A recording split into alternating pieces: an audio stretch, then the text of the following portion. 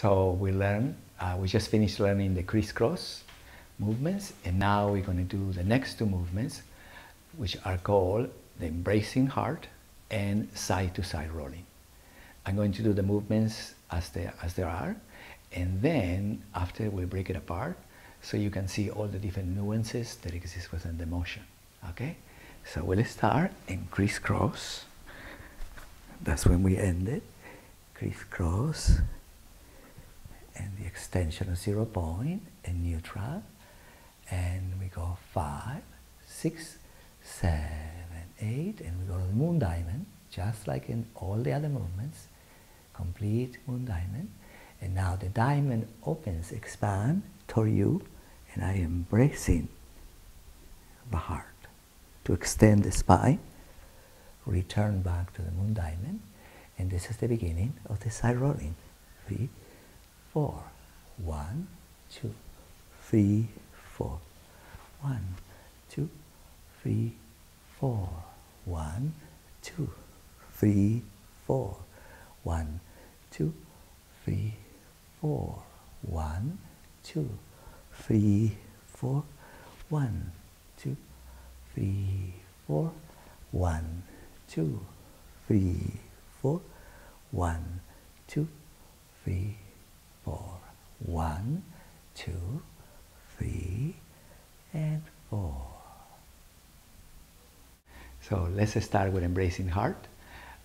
It's an embracing a diamond, but we call it an embracing heart because it's much larger and much more pronounced toward you. So remember the diamond that we have done. If we were to do it in this place seated, it would be like touching with your heels and creating the diamond that is the transversal connection of you. So in embracing heart, the diamond is much more closer to you. And sometimes it's good to begin to sense it when you're here, seated closer to you and quite open, in order for the transversal relationship between the right leg and the left arm occurs through your spine. So it is a diamond that by the very nature of the diamond assists you to extend through you in order not to close in to embrace the heart, but to extend it. Yeah? So I want to do it, and then you see the directions of the diamond and see the degree in which I open my arms, and notice that I'm extending the spine. I'm not closing in when I bring in the diamond, but the very diamond, which is the definition of transversals, assists me to open. Okay? So we go back again to crisscross. And remember that you can, when you start practicing, remember that you adjust yourself in order to find the symmetry and the sacrum and the skeleton, the opening of right and left in your pelvis, and that's where you ended the last movement. So we go in 5, 6, 7, 8, and we go moon diamond, remember, right here, and then we complete. And now, when I begin to embrace the heart, the knees are coming closer to me as I'm extending through me. So, and this is embracing the heart. From the moment that I release the heart now, the spine extends at the same time that my legs return to the diamond. And that is when the next movement starts. Okay, so remember that it's different than the embracing diamond. Remember that embracing diamond, I reach to the diamond and I reach up from here. And the diamond is quite open, but the diamond is going up in the embracing diamond. And the embracing heart, the diamond comes closer to me. And the closeness of the diamond assists me to open the thoracic vertebra, the curvature of the lower back, the neck, the head, all in the embracing heart. And then the next thing is that in the degree that you extend your legs is the degree that you extend your spine to come back to the moon diamond in order to start the side-to-side rolling. Okay? So we'll stop for a moment and then we'll begin the side-to-side rolling. We have learned to maintain and practice and learn all the transversal directions within all of the movements, the preceding movements that we have learned. And now, in this movement, we are going to maintain the integrity of the transversal directions as we move in side to side within the legs and pelvis and torso and arms. And we're going to start with the legs so you can see what is occurring, and then we put it together with the arms and legs and head, and which is the spine. Okay?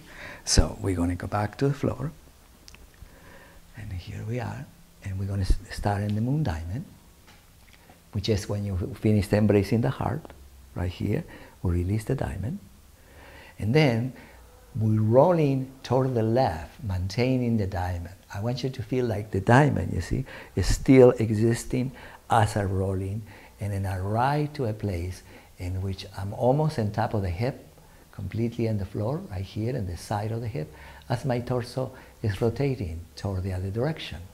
Now, what the diamond does is allow my lower back and the curvature of the lower back to have the width, and it's open.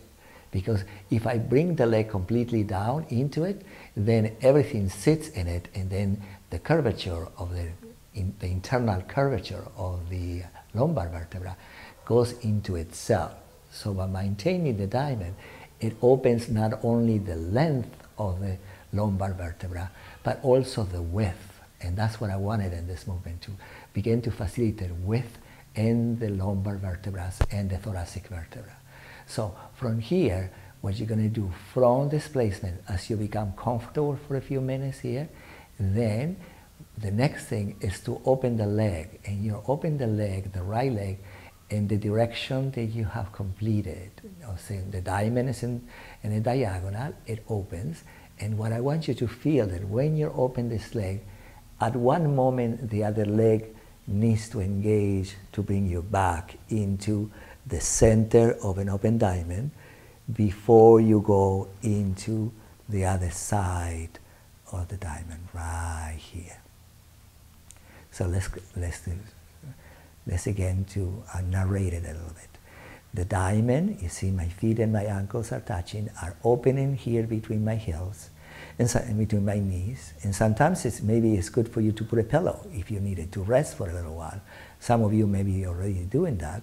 In order, as I said again, to maintain the width and the length of the lower curvature of the lumbar area of the spine. And then from here, the next thing is, as you're opening your legs and you're opening around in it, there is a moment that you're going to feel, okay, my right leg start connecting right there, and then I am in a diamond.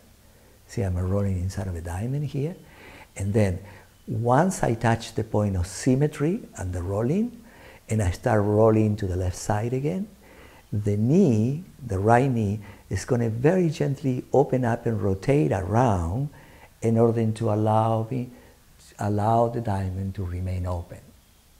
Yes? The reason that you're doing this is because you don't want to follow the leg in the same direction that you're going, because if you follow the leg, you see then you're closing in into the hip, and then again we fail to open within here, within the curvature of the lower back. Remember that the opening, the internal opening of the width within the lumbar vertebra is totally interdependent to the diamond of the legs. So then again, we'll open it, we connect to the next leg. Once you begin to pass from the center of symmetry, the left leg begins to rotate a little bit, and here you are. So this is a good place to stay comfortable for a while. And then sometimes when you're here, you can find the right arm and the left arm like diamonds, you know, a little bit asymmetrical diamonds, to allow the torso to relax and extend through it. When I am in displacement, 1/3 of my torso is in the floor. I am not in the center of it, or I'm not fully in the floor in my spine, but I am in the first third that engages my shoulder and the part of my torso here. That it then ensure that I can go in to one side in my hip as I go to the other side in my torso. Okay? So the first practice is learning to open the leg, to find the next leg. This is very, very important, because what you're learning, okay, the left opens and the right connects right there. And then I am in between both. At the moment of symmetry, when the left leg keeps moving to one side, the right rotates very gently inside of the knee, and it arrives again to the diamond, side rolling. Yeah? So after you practice for a little bit, then you can come back again to natural bend the knees, adjust the hip. This is the practice to find the side to side rolling. And then just relax for a moment. Extend one leg and extend one leg.